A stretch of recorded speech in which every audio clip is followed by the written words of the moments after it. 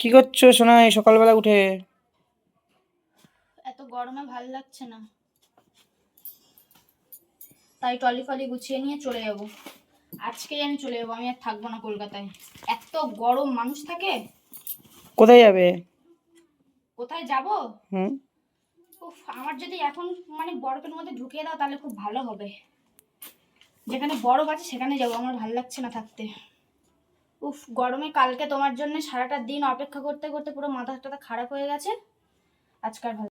তাই bag tag গুছিয়ে কোথায় যাবে? ব্যাগ গুছিয়ে কি হবে? চলে যাবো বলছি, এত গরমে থাকা যায় নাকি? থাকবো না আমি চলে যাবো। এত বড় টলিতে প্রচুর মালপত্র ঢুকিয়েছো, তো কি হবে এত নিয়ে গিয়ে? আর কি মারছিলাম, কোথায় আর যাবো, তাও তোমাকে রেখে দিয়ে এত গরমের মধ্যে।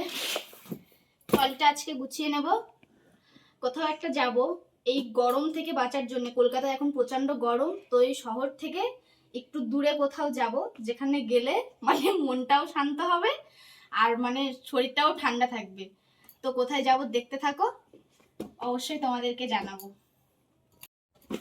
তো আজকে ট্রলিটা রেডি করে নেব, যেহেতু রান্না বান্না সব কমপ্লিট হয়ে গেছে আর তোমাদের দাদা ভাইয়েরও আজকে কাজ নেই। আমার বরবাবু আজকে বাড়িতে থাকবে, তার জন্যই ভাবলাম সবকিছু গুছিয়ে নিই। আর দেখা হচ্ছে নেক্সট পার্টে, অবশ্যই তোমাদেরকে দেখাবো কোথায় যাচ্ছি কি না যাচ্ছি। টাটা।